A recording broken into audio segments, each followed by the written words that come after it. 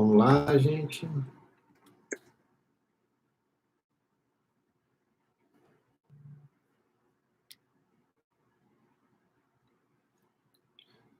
Oi, gente, não sei se estão me vendo, só vou botar no Twitter aqui.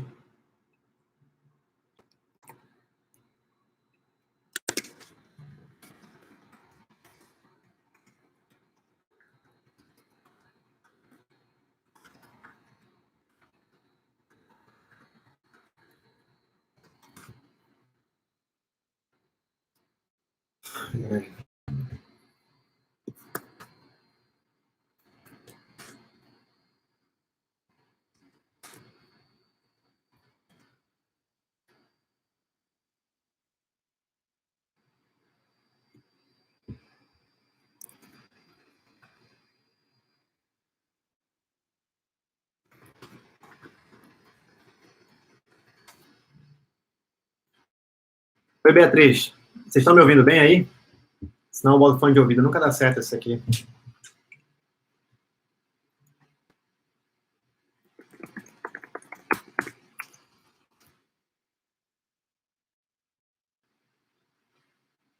Beleza, beleza.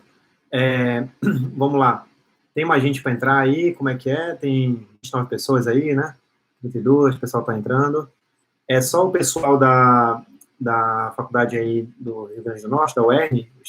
Você chama o UERN, o EERN, porque aqui é o EPA, tem gente que chama o EPA lá para o sul, mas o certo é o EPA, né? Então, acho que eu estou falando certo. Vocês são de Natal ou é de outro município, a faculdade? Escreva aí no comentário, por favor. Um abraço para o Paulo da UFPA. Bem, eu morro de vontade de... Olha a Giovana Plaque, um beijão. Mossoró, nossa, eu tenho uma amigona em Mossoró, a Cíntia, ela é pediatra, ela foi minha veterinária na faculdade. Ela é de Mossoró e voltou para Mossoró, né? Nossa, tem uma ligação enorme aí com o Rio Grande do Norte. Eu morei 3 anos com um amigão meu que eu conheci na residência, que é do Rio Grande do Norte. Ele é endocrinologista, um dos caras mais hoje conceituados da endócrino no Brasil. O cara fez o aplicativo de insulina, o Alexandre Barbosa. Tem um amigo em Caicó também, que fez gastro no HC, voltou agora, o Arthur, tá também trabalhando lá na UFRN em Natal, e uma amigona também da residência é pneumo no HC, está fazendo doutorado, a Gabriela, minha colega de residência. Então, assim, eu morro de vontade de ir em Natal, conhecer Mossoró também, conhecer outros lugares que eu sei que são legais do estado. Mas enquanto não podemos sair de casa, né, sequer da nossa cidade também, vamos falar um pouco da Covid, né, que é o motivo de estarmos aqui em casa e estarmos reunidos também. Uma boa noite a todos, boa noite quem está chegando aí também de outros locais. Para quem não me conhece, eu sou o João, eu sou médico, sou reumatologista, fiz clínica médica também, essas 2 residências na Faculdade de Medicina da USP. Eu formei aqui na UEPA, campus de Santarém, né, a UEPA tem curso de medicina em Santarém, Marabá e Belém. E hoje, atualmente, sou preceptor da clínica médica, né, do internato, da residência, aqui na faculdade. E também sou preceptor da Liga de Clínica Médica, e também recebo aí os intercambistas da IFMSA aqui. Recebi 3 e recebi mais outros aí, mas infelizmente a pandemia atrasou os estágios. Então vamos lá, eu vou deixar aqui, eu deixei, a primeira, quem for ver aqui o chat, é a primeira mensagem, mas eu vou mandar de novo, porque o pessoal está mandando coisa aqui, que é uma diretriz muito legal, cara. Assim, tem muita coisa para ler aqui sobre a Covid, né? E tem muita coisa para não ler também, tá? Acho que o mais importante é saber o que não ler. Então, eu deixei aqui uma diretriz muito legal aí do NIH, né? Que é o NIH, como fala, né? Negócio de ficar falando igual americano. É o Ministério da Saúde lá do ZEWA. Então, é bem interessante. É interessante também, uma coisa que eu admiro os americanos, é o jeito que eles levam a sério as coisas de ciência, interpretam, etc. Infelizmente, eu não posso dizer o mesmo aqui do Brasil, né? Eu digo mesmo da gente, mas a gente é mais vítima do que qualquer coisa, que a gente, sei lá, a gente não é exposto, a gente não é realmente ensinado a consumir, a produzir, a ler mesmo criticamente a ciência, né? Então, a gente acaba chegando aí como médico e tal, não tendo a mesma percepção, a mesma análise crítica que a gente deveria ter, né, para tomar as condutas médicas. Então, vamos lá. Vamos tentar evitar aqui usar o chat para fludar, para ficar fazendo zoeira e tal, vamos deixar isso para o final. Não tem slide, eu acho que ninguém aguenta slide. Eu não aguento fazer slide, vocês não aguentam ver, então tá tudo bem. Então, assim, eu sugiro, abre esse arquivo que eu deixei aí, infelizmente ele é em inglês, mas traduz aí pelo Google, não dá nada não. E aí a gente vai tirando as dúvidas, tá? Que por dentro vai aparecendo. Fiquem à vontade de mandar as perguntas aqui pelo chat, tá? Então, vamos lá. Eu acho que vamos tentar definir algumas coisas, né? Tem muitas palavras aí que estão inundando nosso feed, a nossa vida, né? Primeiro lá, vamos lá. Coronavírus. Coronavírus não é a primeira vez, né, que esse sacana, ele atrapalha a nossa vida aí, né, que dá uma de doido. A gente lembra aí, nesse século, já tiveram algumas epidemias por coronavírus, né? A SARS em 2003, a MERS em 2012, né? Outras menores também, elas aconteceram aí por um coronavírus, né? Esse coronavírus que faz a COVID-19, COVID-19 não é o nome do vírus, COVID-19 é uma sigla em inglês, né, para a doença relacionada ao coronavírus cepa de 2000. E o vírus mesmo, o vírus não tem nome científico igual os outros micro-organismos, os outros seres vivos, porque o vírus não é um ser vivo, né? Ele é uma partícula inerte quando fora de uma célula. Então, sei lá, o vírus não vai se chamar Trypanosoma cruzi, ou não seria tipo coronavírus attilae, não seria isso. Então, os vírus, eles têm um nome mais estranho, tipo HIV, HBV, etc. Então, esse coronavírus que faz a COVID-19, ele se chama SARS-CoV-2, né? SARS-CoV-2. Então, esse é o nome do vírus. Acho que é a primeira coisa para a gente diferenciar, a nomenclatura e tal, para não ter confusão. Acho que a primeira coisa para a gente refletir é por que está acontecendo uma pandemia, né? Eu acho que, vamos pensar. Vocês concordam comigo que nesse momento, nesse segundo, dentro do corpo de vocês, está acontecendo uma mutação genética? Está acontecendo uma mutação aí no linfócito T, numa célula epitelial, não sei o quê. Está acontecendo.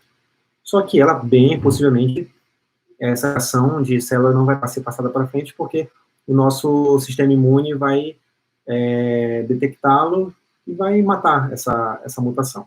Ou ela vai ser incompatível com a vida, não vai conseguir fazer uma nova mitose, e vida que segue. Isso acontece toda hora com todos os seres. Com os vírus não é diferente. Então, por que aconteceu na China? Acho que é a primeira pergunta. Aí não vamos ficar entrando em teoria da conspiração, chinês, não sei o quê, não, esquece isso. Por que não aconteceu aí em Mossoró? Por que não aconteceu em Caicó? Por quê? Pode ter acontecido. Pode acontecer a todo minuto um vírus aí no Rio Grande do Norte e atacar um ser vivo, uma pessoa, pode. Só que aí não tem aglomeração que tem lá na China, entendeu? Então esse vírus passa, transmite ali, causa um resfriado numa pessoa, uma pneumonia em outra, e acabou ali, acabou. Porque aquela mutação não teve os predicados biológicos ideais para prosseguir. Não conseguiu infectar o número de gente suficiente e tal. Agora, quando ela acontece numa cidade de 13 milhões de habitantes, é muito mais provável que isso aconteça do que acontecer numa Mossoró, numa Santarém, que são cidades bem equivalentes. Então, se a gente tem 1,7 bilhão de chineses no mundo, nós temos 7,8 bilhão de pessoas no mundo, é mais provável, estatisticamente, que essa mutação ocorra, né, na China. Então, acho que não tem nada de área, né, como foi a América, para culpar os chineses, não. Pelo contrário, eu acho que eles foram muito bem aí no enfrentamento. A coisa estaria pior se fosse num país menos preparado. Né? Quer dizer, vocês estão na faculdade. Que, assim, a gente tem que... O patógeno, assim, o quanto de mortalidade de doença ele vai causar é uma estreita relação, né, entre a virulência dele, entre a infectividade dele, né, e do inóculo que é aquele hospedeiro vai adquirir. Então, eu vou dar um exemplo muito interessante para vocês sobre essa coisa de virologia. Ano retrasado, 2019, isso, em janeiro de 2019, na província de Neuquén, na Argentina. Neuquén é a província onde fica Bariloche, né? Uma cidade menorzinha lá, aconteceu uma epidemia de hantavirose. Alguém pode jogar no Google aí para confirmar, então vou até botar aqui para ver quantas pessoas morreram. Epidemia hantavirose Argentina 2019. Essa foi uma rapaziada que morreu. Nossa, tem muita notícia aqui. Foi uma rapaziada, isso que importa. Foi muita gente. E partiu de uma festa de aniversário, na montanha ali, aquela coisa, o pessoal lá bebendo, e uma família toda e amigos se contaminaram. E foram levando para outras cidades e tal.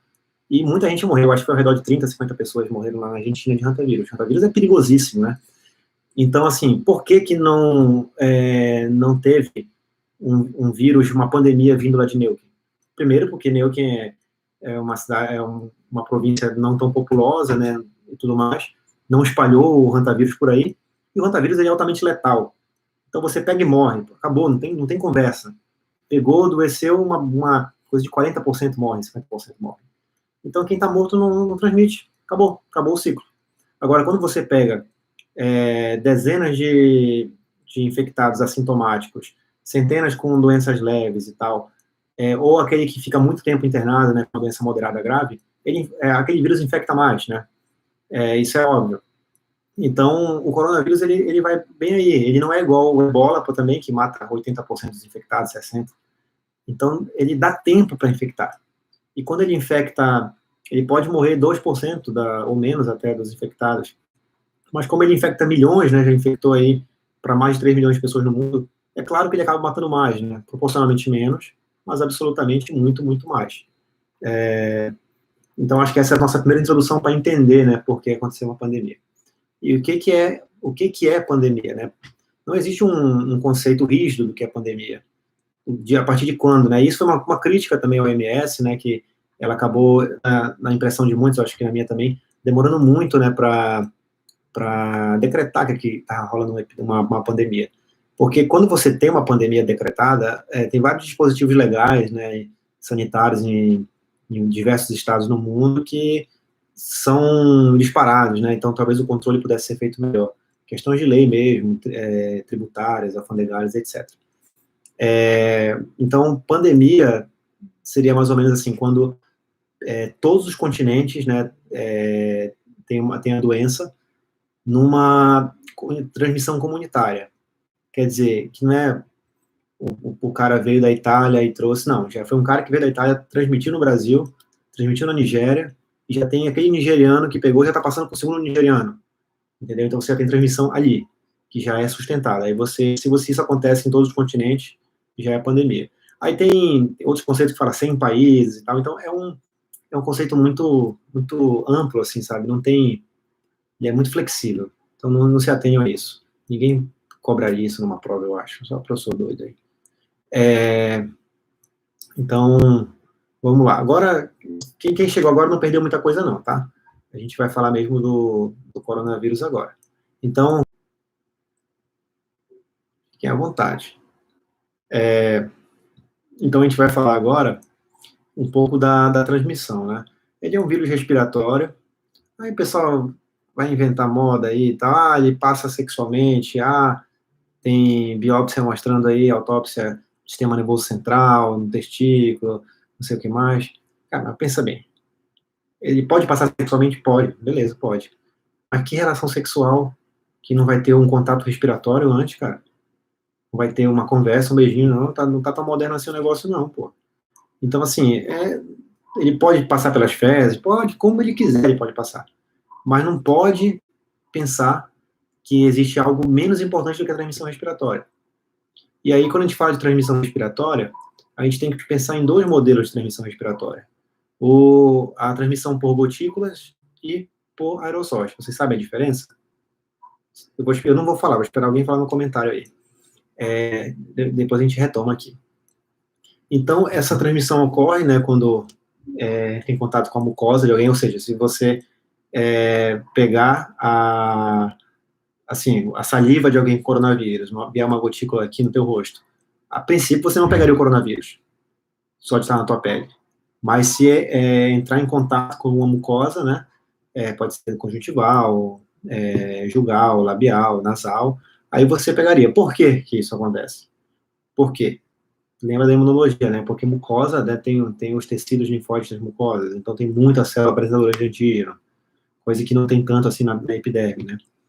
A Ana Carolina Monteiro respondeu, gabaritou. É o tamanho da partícula. 5 micrômetros. Acima de 5 micrômetros é gotícula. Abaixo de 5 micrômetros é aerosol. O Paulo Flecha complementou bem aí. O aerosol ele fica um tempão em suspensão. Então, por exemplo, tuberculose. Tuberculose não é por gotícula, você pega por aerosol. Hanseníase também. Agora, meningite não, você pega por gotícula. E também pode pegar por aerosol, né? Então, lesão lúpica, não, a princípio não seria, Cláudia, não seria, não. Porta de entrada, não. Porque você não tem mucosa, entendeu? Não tem mucosa ali, não.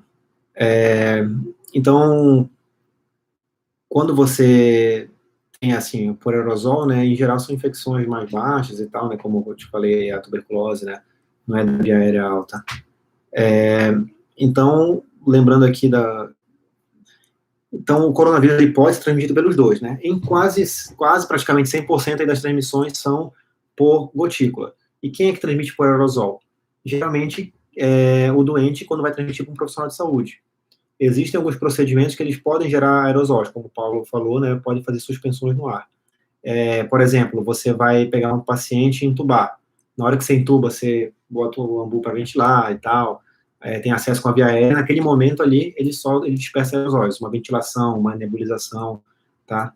Então, por isso que a N95 ela é importante para o profissional de saúde, né, quando vai fazer procedimentos, justamente para evitar aerosóis. Como o João Paulo falou, né, mais a intubação, mas não é só a intubação, tá, João Paulo? Por isso que a ventilação não invasiva acabou sendo um pouco preterida, né, lá na China. Eu acho que isso foi até um problema, porque acabou atrasando alguns estudos e tal, talvez ela tenha um fator, a gente não sabe ainda, porque a ventilação não invasiva gera muito aerosol. Sim, João, tem total importância na escolha da máscara. Procedimento odontológico também pode causar aerosol, né, a pessoa está muito tempo ali, especialmente quando tem algum tipo de sedação e tal. Então, vamos lá. Agora vamos falar sobre o período de incubação, né? O período de incubação do vírus, ele varia, né? Vocês podem consultar o documento que eu deixei aí. Ele varia, a média dele, né? Seria de 4 a 5 dias. Porém, ele pode variar de 2 a 21 dias. Até mesmo, mas assim, quando você pega essa diretriz americana, ele bota o que é clinicamente relevante de 4 a 14 dias. Sendo a média 5 dias. Então, e tem que lembrar o seguinte, que você, às vezes, é difícil você falar isso, porque, por exemplo, vamos supor que você tem na sua casa uma pessoa infectada. É difícil você saber em que momento se deu a infecção com você. Então, você não pode dizer que teve, sei lá, 10 dias de período de incubação, você não sabe se você pegou aquele vírus daquela pessoa no primeiro dia, no segundo, no terceiro. Então, é bem complicado mesmo ter uma definição correta. Mas eu acho que 5 dias e tal é bem plausível a gente pensar. O arquivo, né, ele fala sobre grupos de risco, né. Assim, aí eu acho que é uma coisa para a gente ser um pouco mais otimista, né. A gente fala, muito do que a gente fala sobre grupo de risco da Covid-19 é relacionado com outras doenças virais, especialmente com a influenza, porque era mais uma suposição nossa do que realmente uma realidade. Tanto que ao longo, né, todo conhecimento, na verdade, sobre a Covid está se renovando e tal, e que ótimo que seja assim. Então, quando a gente pega, assim, por exemplo, compara os grupos de risco da influenza com a Covid, a gente lembra que a influenza mata muita grávida, muita grávida. Até mesmo fora de pandemia, assim, da epidemia, a gente vê, às vezes, grávida morrendo de influenza. E mata também muita criança. E são grupos que não aconteçam, mas que são mais poupados, né, pensando aí em prevalência, do que os outros grupos na Covid-19. Então, acabou caindo por terra esse conhecimento. Então, muito do que a gente pensa, por exemplo, a gente bota os pacientes com doença autoimune nesse pacote, né, os lúpicos, artrite reumatoide, etc. A gente ainda não tem certeza disso. A gente supõe, usando, né, aquele princípio da medicina baseada em evidências, da complacência, né? A gente supõe que eles sejam um grupo de risco. Nossos dados ainda não são tão exuberantes para afirmar isso. Mas até que se prove o contrário, sim, eles são um grupo de risco. Tá? Então, mas que, ao contrário da influenza, que a gente não via hipertensos e diabéticos tão acometidos, assim, de maneira mais grave, a gente está vendo muito aqui na Covid, né? Talvez os pacientes mais metabólicos e menos imunológicos do que na influenza, mas isso, sabe, acho que é muito mais achismo do que realmente ainda está cedo para isso, né? E com essa questão da hiperinformação que o nosso mundo vive, né, com rede social, etc., com a ciência não é diferente. Então, todo mundo quer urgentemente um dado que não é possível você conseguir urgentemente. Então, a gente lembra aqui dos idosos, é o grande fator de risco, né, os pacientes hipertensos, diabéticos, transplantados, pacientes com doença oncológica, né, com câncer, ainda botando os pacientes com doença autoimune, uso de imunossupressores, etc. Então, a Daniele Furtado pergunta, né, por que as pessoas com comorbidades... É o seguinte, Dani, a gente fala muito numa coisa que é a reserva, né? Por exemplo, vamos falar aqui o teu pulmão. Você está andando no teu dia a dia, não tem falta de ar e tudo mais. E aí, só que você, no teu dia a dia, você não está usando 100% do teu pulmão, da capacidade dele, né? Então, você vai correr. E aí, o teu pulmão acaba trabalhando mais do que a média do teu dia. E lida bem com isso. Até que você vai chegar num ponto de corrida que você não está tendo fôlego mais para aguentar. Então, você já ultrapassou bem mais ali a capacidade do teu pulmão. Então, isso a gente chama de reserva, uma reserva biológica. A mesma coisa o coração. Tu tá batendo ali a 70 por minuto, quer dizer, por hora, o cara já morreu, né? Por minuto. E aí, sei lá, você tem um exercício físico mesmo, relação sexual, estresse, sei lá, e você vai bater a 130. É porque teu coração tem reserva para isso. Então, vamos botar a mesma coisa. Imagina um paciente com asma não tratada fazendo a corrida com você, Dani. Ele não vai conseguir chegar nessa capacidade, porque o pulmão dele não tem reserva, entendeu? Então, quando você se encontra criticamente enfermo, como, por exemplo, na Covid-19, se você não tem reserva para aguentar o tranco, você sofre mais, e aí você não aguenta. Que é naquele momento ali, o teu corpo, catecolamina lá em cima e tal, mecanismo contra-insulínico, sepse, resposta inflamatória sistêmica, ele vai querer a todo vapor os órgãos. Se você não tiver reserva daqueles órgãos, não vai dar certo. Então, o hipertenso não tem endotélio de reserva, o diabético não tem ele mecanismo endocrinológico de reserva, o renal crônico não tem rim de reserva, o cardiopata, etc. Por aí vai. Então, eu acho que é mais por aí, viu, Dani? Indira perguntou aqui, Indira Zanata, se o catéter de alto fluxo, não, ele não é produtor de aerosol. Ele é usado sim como uma possibilidade terapêutica, sim. Vamos lá. Olha, Carol, essa questão aí, só para quem lê aí o comentário da Carol, assim, essa questão, né, que muita gente recebeu no WhatsApp, nossa, eu recebi até do porteiro do meu prédio antigo, esse texto da hemoglobina. Porra, é um cara que eu só conversava com ele sobre o Campeonato Brasileiro, sabe? Pô, ele sabia, era muito bom antes de ter WhatsApp e tal, que sempre me falava quando chegava em casa, pô, tal, sabia todos os resultados. Mas, enfim, ele me mandou isso, né, e grupo da família manda, grupo de médico, papapá. Foi um editorial, né, publicado numa revista científica, que não foi uma pesquisa, aquilo ali não é uma pesquisa, aquilo ali é a opinião de um cara, que nem da área da saúde ele é. Eu acho que é muito bem escrito, é muito legal, muito plausível, mas não tem estudo realmente comprovando isso, tá?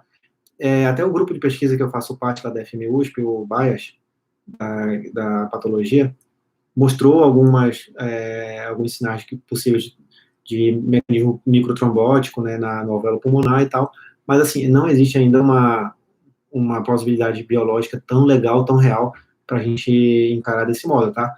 Eu acho que é mais na nossa sede de informação, eu acho que é mais uma coisa mal noticiada do que qualquer outra coisa.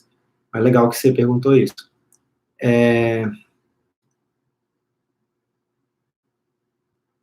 Olha, Paulo, eu não consigo te responder isso, cara.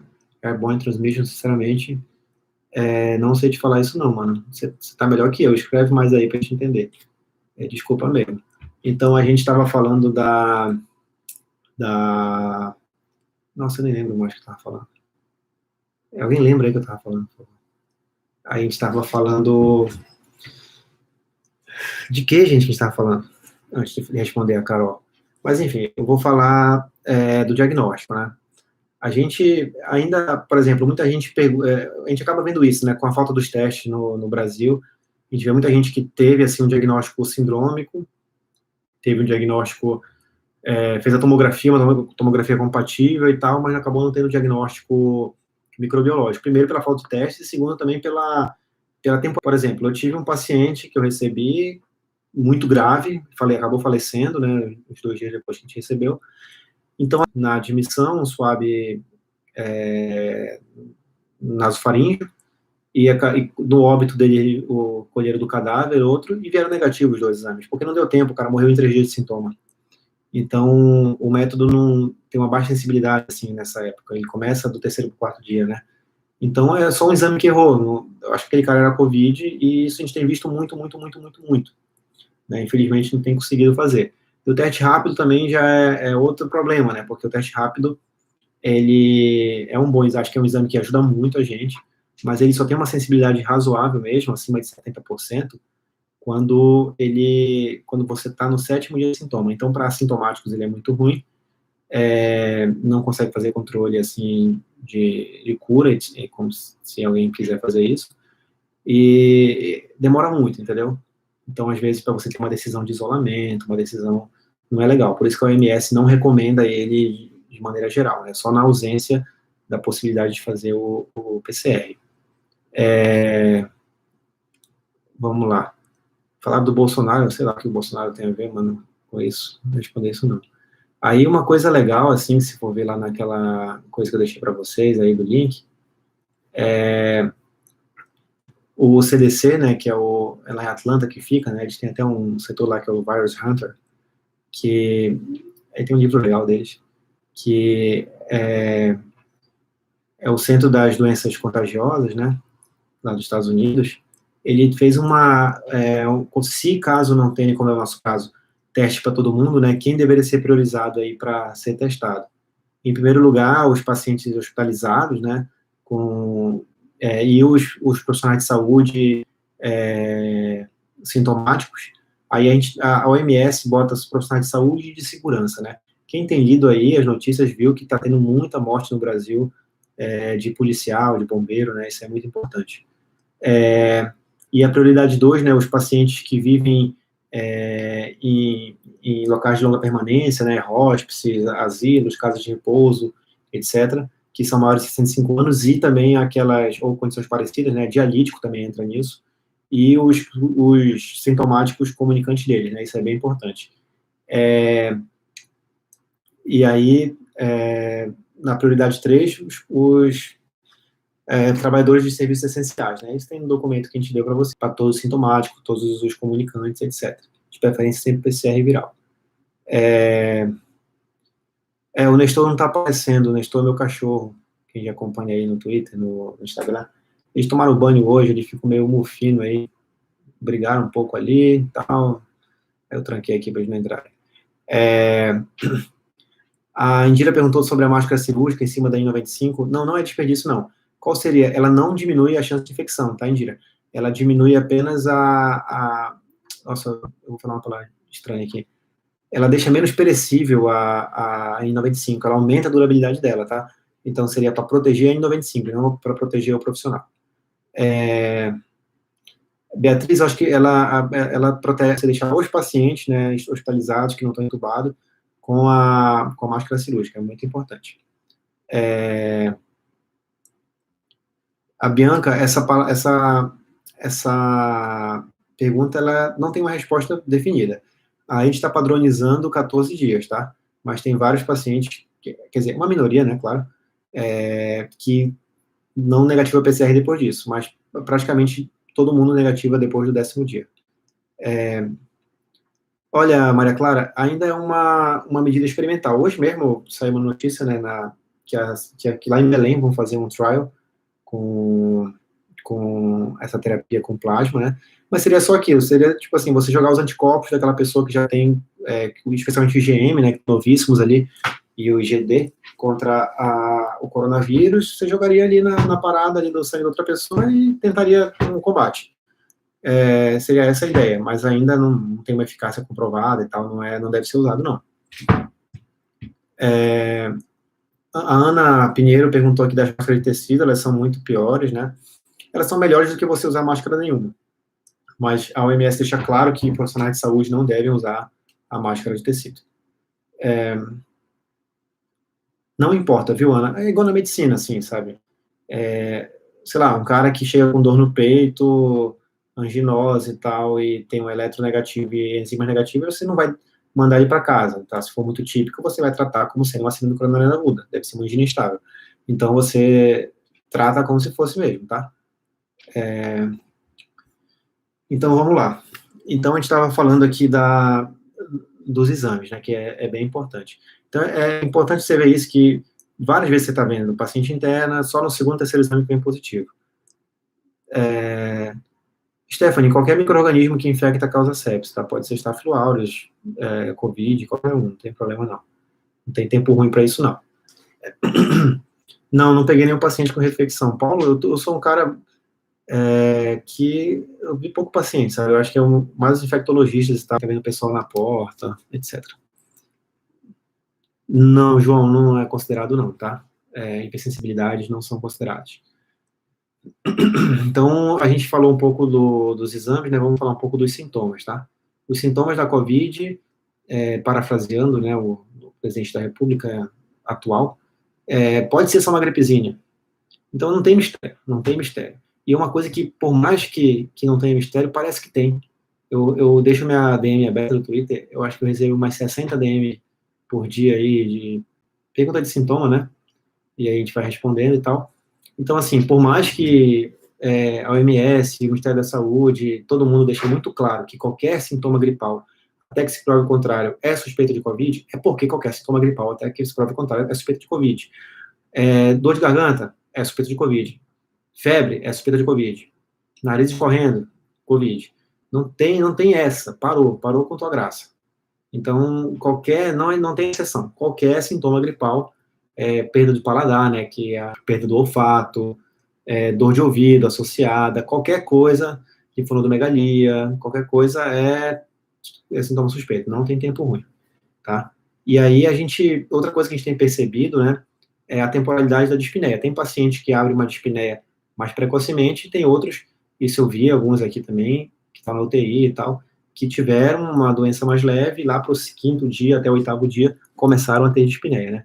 E isso é uma coisa que você tem que ter uma anamnese muito bem feita, né, com a família também, do paciente. Por exemplo, uma paciente que eu admiti domingo, acabou indo para intubação e tal, estava bem grave, ela chegou, né, com uma história, ela falando, isso era domingo, que os sintomas começaram sexta.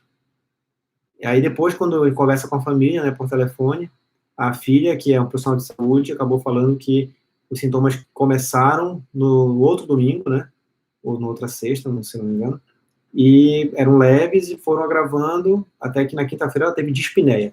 Então, acho que tem que ter esse cuidado na anamnese. Pois é, Indira, a maioria das vezes ela é gradual, dificilmente ela é súbita.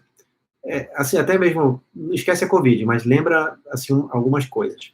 Tudo que é súbito em medicina, até que se prove o contrário, é vascular. Por exemplo, um AVC é súbito. Subitamente a pessoa tem um déficit neurológico e não vai se instalando. Uma angina, né? Seria a mesma coisa que o AVC, só que na coronária. Ele é súbito. A pessoa está bem, pum, do nada ela tem a dor. Um TEP, né, tromboembolismo pulmonar, é súbito. Rapidamente ela tem a falta de ar. Uma doença arterial periférica, uma oclusão, também é subitamente aquele membro vai arroxear e tal. Então lembra assim, tudo que é súbito em medicina é vascular até que se prove o contrário, tá? Lembrem dessa dica.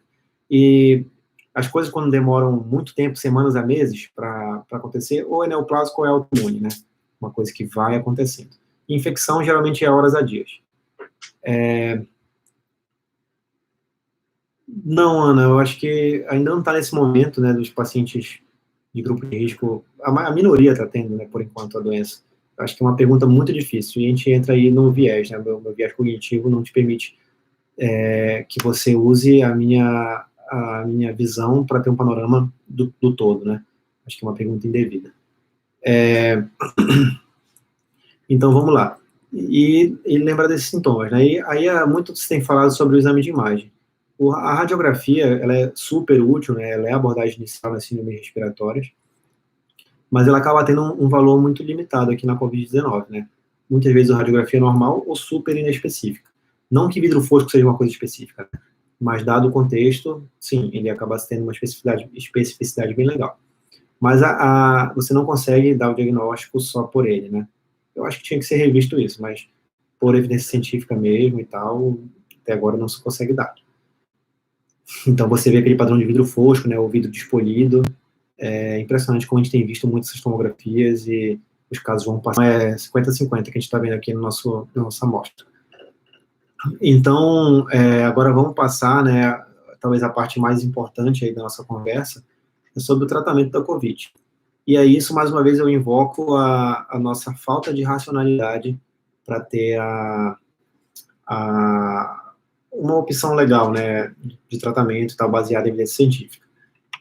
Eu vou só botar no Twitter aqui para quem quiser ver. Estamos falando ao vivo de tratamento. O que acontece? A gente tem a gente como médico, a gente tem uma vontade louca de intervir, sabe? A gente tá doido para dar remédio, doido para fazer alguma coisa. Parece que a gente sente que quando a gente não faz nada, a gente não tá fazendo nosso papel. Quando a gente não faz nada, eu digo não dá um remédio, não dá uma coisa. E isso parece que é uma coisa muito enraizada no médico brasileiro, sabe? A gente quer fazer alguma coisa, a gente quer se sentir útil, parece que vai fazer bem pra gente, sabe? Por mais que nem sempre faça bem pro doente. Então, muita gente fala só do uso político da hidroxicloroquina e outras coisas, mas eu não vejo só isso não, acho que o problema é muito isso, sabe? Essa sede, essa sensação de impotência que o médico brasileiro está tendo, né? Não tá dando medicação, isso mexe muito com os brios da gente, eu acho que é mais isso, assim, que eu tô vendo mesmo. Então, se vocês virem o documento que eu mandei, meu Deus, tô falando muito dele, vocês vão ver, né, que a gente vamos tirar dúvida das principais coisas aqui. Eu vou resumir, quem não quiser perder tempo de ler aí, embora tá interessantíssimo esse material, quem não quiser ler tudo, não tem nada comprovado, você não precisa dar nada. Por exemplo, quando a gente conversa nas redes sociais aqui com os outros médicos aí de outros locais do planeta, né, a gente conversa muito aí no Twitter com italiano, com chinês, americano e tal, a gente acaba vendo que as pessoas não estão dando as coisas que a gente está dando aqui no Brasil. A gente percebe que os médicos lá são muito mais slow medicine, né, vamos observar para ver o que acontece, do que realmente ficar dando as coisas na doida, né. Aqui não, o cara tá dando aquele coquetel de tudo, você não sabe o que está acontecendo, né. Então, assim, vamos revisar, hidroxicloroquina, né, eu acho que quem me acompanha sabe que todo santo dia eu acho que eu respondo sobre isso, e a gente sabe que não tem eficácia, né, na verdade, aí o pessoal vai falar, não tem evidência. Não, tem evidência sim, tem evidência negativa, tá? Tem evidência que não funciona, que é deletério. Então, a gente não deveria se dar isso aí. E a outra coisa, a azitromicina, né? A azitromicina, vamos abrir um parênteses, não é errado dar azitromicina. Para o vírus, você não dá. Como no primeiro momento você não sabe se aquilo é uma pneumonia bacteriana ou vírus, você pode dar para tratar a pneumonia bacteriana. Seria o antibiótico, é outra coisa, né? Agora, a Anita, né? A nitosoxamida, nem sei falar o nome disso, que nunca prescrevi na vida, também não tem eficácia, está comprovada, bem longe disso. Ivermectina também, né? A gente tem que lembrar que a gente precisa de ensaio clínico, né? De estudo in vitro.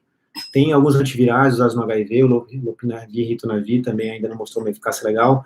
Tem o remdesivir, né? Lá do Ebola, tem sido promissor, mas ainda o estudo que saiu no New England, ele não é um ensaio clínico, né? Não tem grupo controle, é só uma série de casos.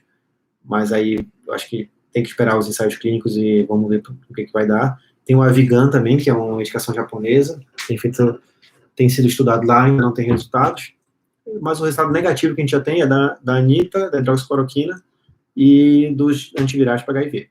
Então, se você vir, né, na verdade, o guideline americano, eles são bem enfáticos, né, tipo, você não dá, a recomendação é não dar, a não ser que esteja dentro de um protocolo clínico. E eles falam de jeito nenhum de azitromicina e hidroxicloroquina, que a gente está vendo isso a rodo aqui, de jeito nenhum.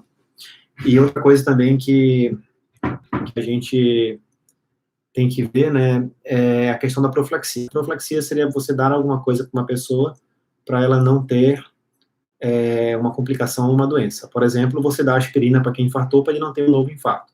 Isso é uma profilaxia secundária. Então, tem muita gente aí, você vê em grupo de WhatsApp, etc., que está dando hidroxicloroquina profilática. Isso não faz sentido nenhum. Então, esse documento aí mostra as evidências para isso, as referências, e também não recomenda de maneira nenhuma você fazer a profilaxia. Quando você fala de uma doença infecciosa, você tem 2 tipos de profilaxia. Tem a profilaxia pré-exposição e a pós-exposição. E nenhuma das duas existe qualquer recomendação farmacológica para a Covid-19, tá? Pois é, Paulo, eu não vou nem comentar sobre essa senhora, tá? Sobre essa dermatologista. E Zé Neto, eu acho que não é promissor não, cara. Não vejo como promissor. Mas, repito, opinião não é o que cabe aqui. Eu acho que é evidência científica, e quando vê outra coisa, a gente muda a nossa conduta, se realmente for desmentido. Então, a Indira também perguntou, vamos lá. Sim, Indira, eu acho que você leva como caso suspeito, então, assim, você vai tratar com pneumonia, né, esse caso aí com a consolidação, mas você vai observar, orientar aquele paciente, tá, porque assim, ó, meu querido, pode ser Covid, vai fazer o teste se for disponível, mas vai tratar com pneumonia. Então, essa eu acho que é as características aqui do tratamento, né. Só checar aqui o documento para ver se a gente tem outra recomendação. Então, assim, aqui no Brasil você acaba vendo muita gente dando e tal, mas eu acho que é mais nisso, cara. É mais na cultura de ser super interventor e medo, impotência, do que qualquer coisa. Não levem tanto pra maldade, cara, que, médico, cloroquina e tal. Tem muita gente, sim, que tá fazendo uso político, prefere ouvir o presidente a ouvir evidência científica, mas a minha grande percepção mesmo que é a angústia de não fazer nada, mas não fazer nada é uma boa conduta. É melhor você não fazer nada do que fazer algo que pode atrapalhar, entendeu? Eu acho que essa é a grande sacada. A gente precisa discutir muito mais isso. A gente vai fazer uma nova... tem a Liga de Clínica Médica lá de Santarém, ela que mexe. Eu vou anunciar nas redes sociais quando tiver. A gente está programando uma aula aí que a gente vai discutir os métodos, os desenhos, né? Os desenhos de estudos clínicos, acompanhar isso aí, tá? Reginaldo, o Ministério da Saúde sequer tem um protocolo, cara, é muito desorganizado. Lorena, já caiu por terra isso aí, isso era uma observação da OMS, mas depois eles foram estudar melhor e viram que o ibuprofeno pode ser usado sim, tá? Outra coisa aqui que seria legal falar, né, que quem vê aí também um pouco mais, tá vendo que tem, na Itália, né, usaram, na China também, para alguns pacientes mais graves, imunobiológicos, tocilizumab, etc., a anakinra, né, que seria para evitar essa cascata de inflamação, também não foi provado nada ainda, né, só provado que não funciona legal, e só é permitido dentro dos estudos clínicos. Eu queria falar uma coisa aqui, né, que talvez vocês sejam mais jovens aí na profissão não entendam direito, né, e eu percebo que muita gente mais velha na profissão também não entende, e especialmente os leigos. O CFM, né, publicou ali uma recomendação sobre hidroxicloroquina, né, vamos falar disso com cuidado. João, o CFM está errado? Não está errado. Mas, João, não está errado. Vamos lá. O CFM, ele não é o Conselho Federal de Medicina, ele não é um órgão, como, por exemplo, o NIH, né, o americano que fez essa diretriz, que ele dá recomendação de conduta. Não cabe ao CFM isso. O que cabe ao CFM? Ele vê a legalidade do ato médico. Por exemplo, a ozonoterapia que a gente discute e tal, o CFM vai lá e vê, isso aqui é legal, isso é ilegal. E pronto, pá. Entendeu? Código de ética médica. Isso aqui é legal, isso é ilegal. Telemedicina, isso é legal, isso é ilegal. E ponto final. Então, o CFM, ele vê a legalidade, ele vê o direito em cima do ato médico, tá? Então, o que essa recomendação do CFM diz? Ela diz que o médico pode usar hidroxicloroquina, ele apenas falou isso, que ele tem que decidir. Então, é claro que eu queria que o CFM fosse mais enfático, de deixar só para protocolo clínico, queria, mas ele não está errado dentro das suas prerrogativas de fazer isso, tá, o CFM. Então, eu acho que é uma interpretação que a gente tem que ter essa noção, quer dizer, por que o CFM falou isso? É só para proteger os médicos de processos indevidos, de perseguições ou qualquer coisa. Então, eu concordo, repito aqui, com a conduta do CFM. Vamos lá. A Maristela, né, Celi Ferreira, falou que o esposo dela está em isolamento no 13º dia. É necessário o 14º, sim. Sim, aqui, quando tudo que a gente faz, a gente fala, a gente tenta fazer pela média, né? É claro que vamos botar aqui, sei lá, o preço da Coca-Cola, o preço médio da Coca-Cola, sei lá, de uma lata é R$ 3,50. É claro que vai ter lugares que vai vender a R$ 4, e é claro que vai ter lugares que vai vender a R$ 3, mas a média é R$ 3,50. Então, se você sair de casa com R$ 3,50, é muito provável que você consiga comprar uma Coca. Então, o isolamento é a mesma coisa. 14 dias. Uma grande parte vai perder o vírus aí com 10 dias, 12 dias, e uma pequeníssima parte vai perder o vírus com 15 dias, 20 dias ou até 30, como a Maristela falou. Então, mas a média é essa. Então, a gente não tem sentido você recomendar uma coisa para uma coisa que vai ser exceção, entendeu? A regra é 14 dias. Então, gente, eu acho que eu vou chegando aqui no final, acho que a gente falou tudo aí das coisas. Você tem dúvidas aí, algumas coisas que você quer me perguntar? Ó, a Emanuele perguntou ali, eu acabei não respondendo. O que é importante, né? Primeiramente, assim, Emanuele, não existe uma rotina, nem deve existir seria errado se existisse uma rotina de exames, né? Porque vai depender, claro, do paciente. Tem paciente que vai chegar com um quadro gripal leve e você não vai fazer nada, porque também você não pede exame de quem está com gripe. Manda para casa com orientação. E tem paciente que vai chegar mais grave, aí você vai pedir, né? Eu acho que a gasometria é um grande exame, de nada, Maristela, é um grande exame que vai determinar ali a saturação de oxigênio mais precisa, se tem hipoxemia ou não, né?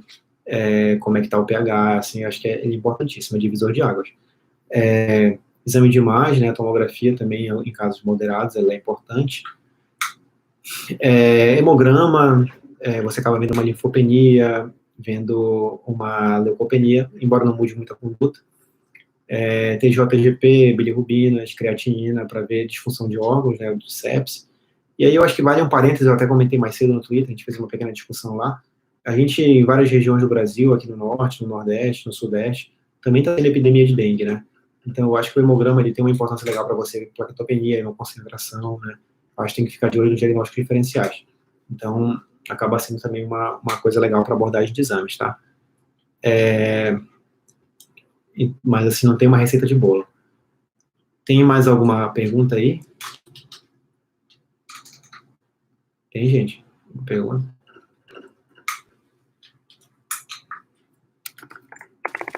De nada, Emanuel. Então, assim, porque não tá tendo polêmica, né? Que na outra a gente brincou muito e tal. Teve até um cara que foi falar besteira aí. Hoje a gente tá calminho.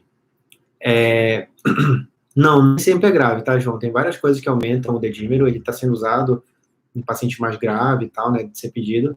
Pensando também no diagnóstico diferencial de embolia pulmonar. A ferritina também aumenta muito e tal, mas em geral não é uma coisa para você acompanhar, não vai mudar a tua conduta. A Ariane pergunta aqui sobre a imunidade, né?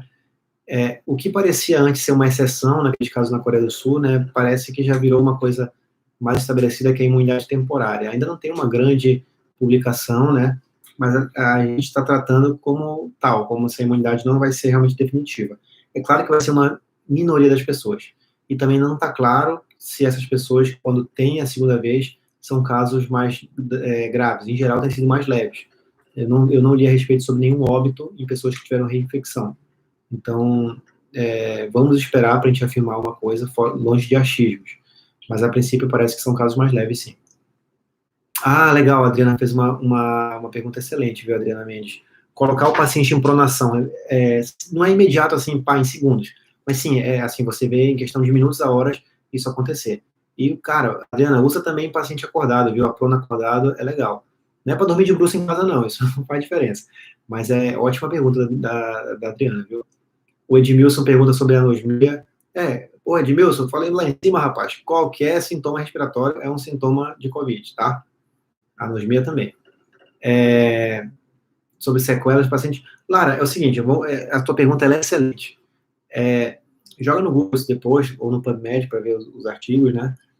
Quando a gente teve a pandemia de H1N1, lá na Austrália, fizeram um trabalho bem interessante, sobre pacientes pacientes jovens sem comorbidade que foram para a UTI por H1N1 e um follow-up de um ano, né, deles, e viram que esses pacientes, metade deles não voltaram à sua rotina como era antes da internação. Metade em um ano. E a rotina produtiva de trabalho, eles viram várias coisas, trabalho, atividade sexual, atividade esportiva, humor, questão financeira, várias coisas mesmo, assim, sabe, peso, etc. Então, é natural, é totalmente natural essa situação de um paciente que foi para a UTI, não importa a doença dele, ele tem algumas sequelas, assim, ele perde muita massa muscular, tem sequelas psicológicas importantes e tal, até cognitivas, às vezes, por algum tempo. Então, é super, super, super, super importante essa sua colocação, Lara. Eu vou dar um exemplo aqui, isso é o que a gente chama, podem pesquisar para isso, síndrome pós-UTI ou síndrome do sobrevivente. Vocês lembram daquela tragédia da Chapecoense, né? Todo mundo lembra. Lembra do Rafael Renzel, né, o radialista lá de Chapecó, que foi um sobrevivente, né? Ele passou, se não me engano, 42 dias na UTI lá em Medellín. Teve diversas complicações, né, pneumotórax, sepsis e tal, ficou vários dias entubado, mas ele sobreviveu. O Rafael tinha 43 anos, se eu não me engano, 45, vivia super bem, e ele foi jogar bola no começo do ano passado e faleceu jogando bola. Isso é azar? Não sei, acho que não. Isso é síndrome de sobrevivente. O Rafael, por ter ficado 40 dias numa UTI, ele ficou muito inflamado. Então, a gente percebe isso, percebe o aumento do risco cardiovascular em pessoas que ficam muito tempo em UTI, ficam muito tempo críticas. Então, é uma história natural. Isso é a síndrome do sobrevivente. Outra coisa também que eu vi o pessoal falando aí e tal, tem os artigos que saem no New England, sobre a questão do Guillain-Barré na Itália, né? Na Itália e na China, especialmente na Itália, que aumentou a prevalência de Guillain-Barré. Sim, qualquer epidemia aumenta a prevalência de Guillain-Barré. Quando a gente teve a epidemia de Zika, né? Tem aquele trabalho lá da Universidade de Bogotá, lindíssimo trabalho que saiu no New England, mostrando aí a total relação da Zika com a síndrome de Guillain-Barré.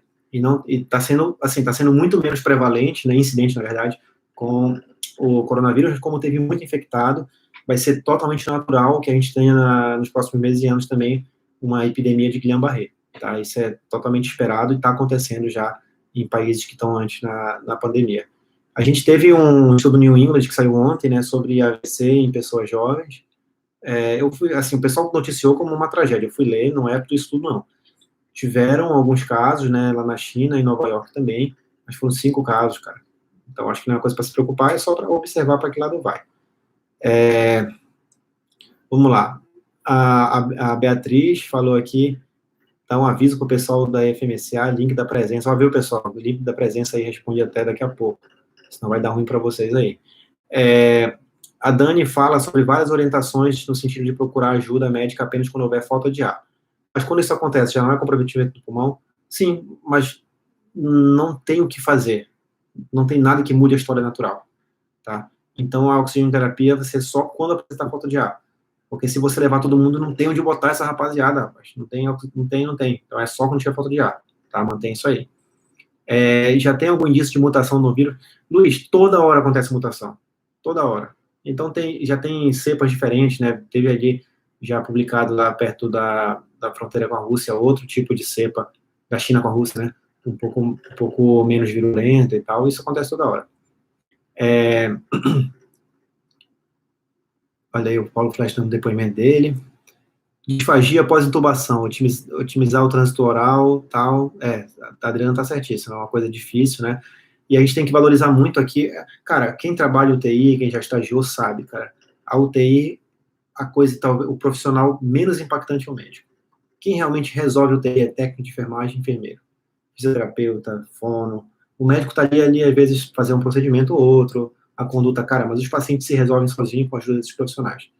Essa é a grande verdade, cara. Não estou menosprezando a nossa profissão, pelo contrário, amo ser médico, amo fazer o que eu faço, mas eu percebo mesmo, assim, que quem realmente faz a diferença da reabilitação, da transição desse paciente, são a equipe multiprofissional como um todo. Vamos lá.